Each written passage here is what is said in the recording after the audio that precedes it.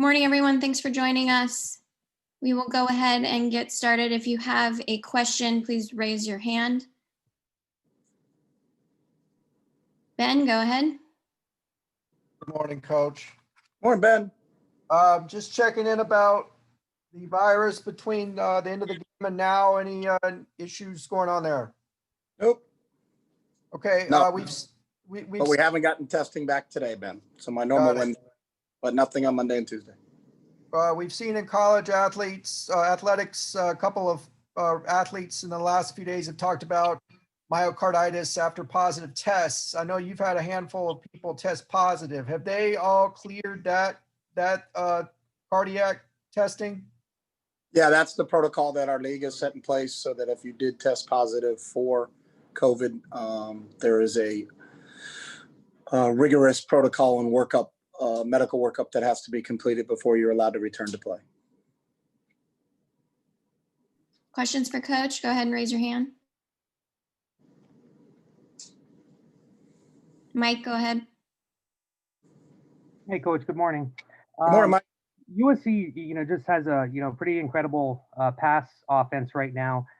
Pretty stout offensive line. What have you seen from them? What are you going to have to try to do to get into the gaps and have your pass rush try to dictate what they're doing? Pass defense is a combination of both coverage and rush, so we obviously have to try to match up with Amon, Drake, and Tyler, and the rest of the great wide receivers that they have. We need to try to disrupt the timing of their routes, and then we need to get home in our pass rush. And what it really comes down to a lot in pass rush is winning the one-on-one battles.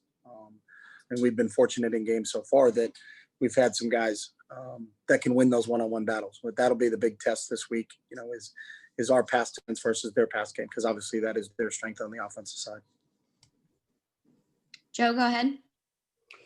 Good morning, Chip. Just wondering how the Patriots being on campus the past couple of days, how that's gone as far as no conflicts or anything? No, and especially with COVID, it's we're on the field in the morning for our training sessions, and we're usually done around 11. And I think the Patriots come on around 1. And so Bill and his staff have been great. There's been no issues with anybody, and it's I was in the league and I understand what it's like. They played on Sunday here in Los Angeles against the Chargers, and then they got to play on Thursday. So you obviously don't want to take a day to go back home. Then you got to take a day to come back out here. So I think it worked out, was really beneficial for them. And I've known Bill for a long time. He's been very gracious to me in the past. And we're really happy that they could be here. They got 2 of our alums. They got Devin Asiasi and Matt Slater on their team too. So it's good to help out when you can. Tony. Hey, Coach. Good morning. Morning.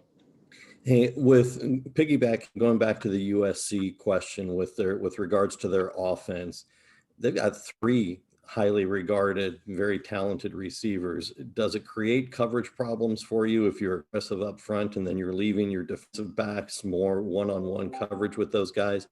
And is there any team that you have seen in your couple of years at UCLA other than USC that compares to them offensively with that kind of talent? No, and I think that's part of the deal. You have to deal with it defensively when you're attacking them, is how much do you want to be in single coverage versus Amon-Ra St. Brown and Drake London and Tyler Vaughns, and then how much do you need to overload the protection to try to get home to the quarterback so he can't throw the ball on time. So you also can't do all. You just can't blitz every single play. You also can't play zone on every single play. I think you need to change it up. You need to be multiple in your approach. And with those 3 guys and Slovis, that's as talented as we face. Fred Robledo. Hi, Coach. Coach, can you talk about how grad transfers have kind of changed the game in terms of the makeup of your team? You guys have certainly benefited this year, and it's not there's always been the traditional high school recruiting, but how has this changed things? People going into the portal, being able to look at guys that are in college and having that film on them and then getting them into your program. Yeah, I think it's a lot like NFL free agency. You're not projecting in the NFL, a college kid to what he's going to be like in the NFL, because you see the guy in the NFL. It's the same thing when you're looking at a grad transfer and you study his tape. You know, you're watching him play. If it's Britton Brown, you're watching him play against ACC competition. You know, you get a chance to see guys. You know, you watched Obi Ibu, who played for Stanford. You know, you watched him play against SC last year. I think the evaluation portion of it is a little bit easier.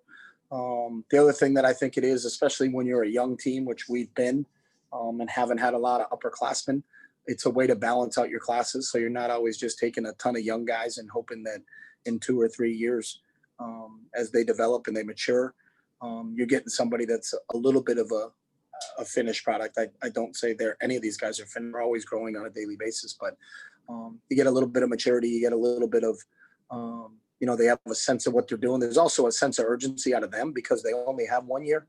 You know, they're not like a freshman that's like, hey, I'm a freshman, but I'm going to play for 3 more years here and this will be great. You know, they're kind of on their clock too and trying to get their goals accomplished.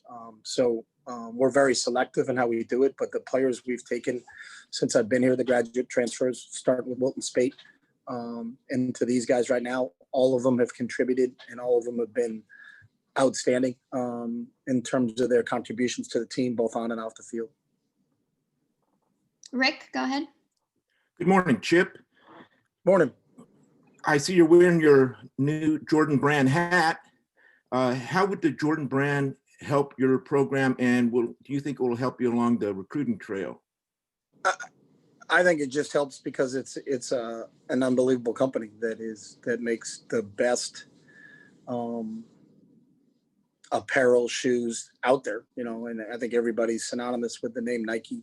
The fact that, you know, the fact that you're part of the Jordan Brand, there's not many Jordan Brand families out there when it comes to collegiate sports. So I think everybody was excited with the news yesterday. I had a great relationship with them when I worked at other schools, and they've been a great partner everywhere I've been. So we're excited about being able to use the product, and our players are excited. So that's a cool part of this whole thing. Ben, go ahead. You mentioned winning championships in your introductory news conference. You got a winning record now. So where are you kind of in the process of what you want to do at UCLA? Really excited about Wednesday, Ben. So that's kind of how our approach has been. I mean, I think you can always talk in the beginning of what your long-term goals are, but once you get into the daily grind of things, that's what you need to focus on. And then we're focusing on having a really good Wednesday. You know, we had a good Monday and a good Tuesday, and we need to continue it because to play a really good team like SC, it's going to take a great week of training, and that's how we approach it. So we break it down into the micro. After you have a macro kind of game plan and a vision that you're following, then you get into the micro and the daily part of it. And I think the daily part of it for us is the fun part. You know, our guys really truly enjoy the process, and I think they're falling in love with the process, and that's the cool part about it, because it's our job is to help prepare these guys for life, and they're going to take these life lessons with them. Final couple questions here for Coach this morning. Joe, go ahead. Chip, how has Felton looked in practice this week? And then just with him and Britton, it seems like you've got a nice 1-2 running game and that they really complement each other well. They do. Felt's look good. You know, it was, again, going back to the question about grad transfers, the fact that we could get Britton was a huge compliment for us. We were looking for a bigger back, lost a great one in Josh Kelly, who had 2 really good games in this rivalry. So the fact that we could bring Britton in to work with Felt, you know, the running back position is never really a one-person position. I think you gotta have multiple guys there, because for the amount that we run the football, and both of those guys have been really good with each other.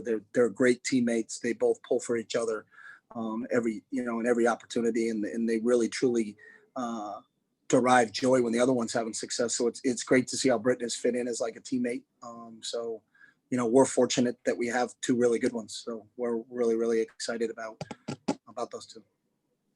Last question for Coach here before we let him go. Ben. Kind of piggybacking off the process you were talking about, Kyle Phillips said something similar earlier this week. He said everybody's totally bought in each year. It's gotten better. and better, where guys come now wanting to work hard and practice every day. And now it feels like the entire team's totally bought into what Coach Kelly's program is really about. Did that take some doing, and how does that happen? Is it just bringing in more of your guys, and what does it mean for the program? I think anytime you're dealing with the age group that we deal with, it's tough because it's tough on them. You know, I couldn't be a kid nowadays. You know, they are so inundated. We used to be in the information age. Now we're in the information overload age. I think they're drowning in information, I think, but they're starving for wisdom. So really our job as coaches is to kind of draw some clarity for them. You know, really what are the important things? Because there's so many things they're bombarded with on a daily basis. They all walk around with a thing in their hand that bombards them with information. But what you have to do is be able to disseminate that information and what is beneficial to me and what's not beneficial to me. I think every human being has a cognitive bandwidth, and that bandwidth is always getting inundated. You know, you got to be able to filter out, you know, what's not helpful to you. But I don't care what profession you're in. I don't care what you're doing. It still comes down to hard work. There are no shortcuts in life. And if you're always looking for that life hack or that shortcut, you're going to get disappointed.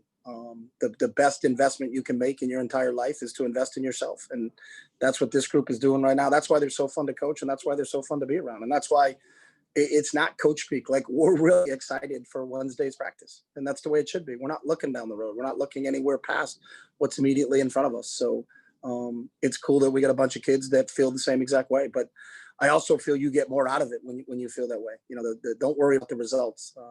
There's a study out there that 80% of your fear and anxiety can leave your life if you just focus on the process and not focus on the results. So to be a young kid nowadays in this COVID world and everything that's going on, it's really difficult. And I think when they get a chance to get on the practice field with us, that's their sanctuary. And all we're concerned with is let's just have a good day on the field. And if we can do that and stack good days on top of good days, then we feel like we'll be confident and prepared when we end up getting on Saturday. But today it's all about Wednesday. And the fact that Kyle said that makes me even more excited, Ben, to leave you right after this last statement and get ready to go out the field and work with these guys. So appreciate everything. We'll see you guys on Saturday, and everybody be safe, mask up, and make sure we don't have any COVID issues before the game. So thanks, guys. Thanks, Coach. Thank you. Thanks, everyone.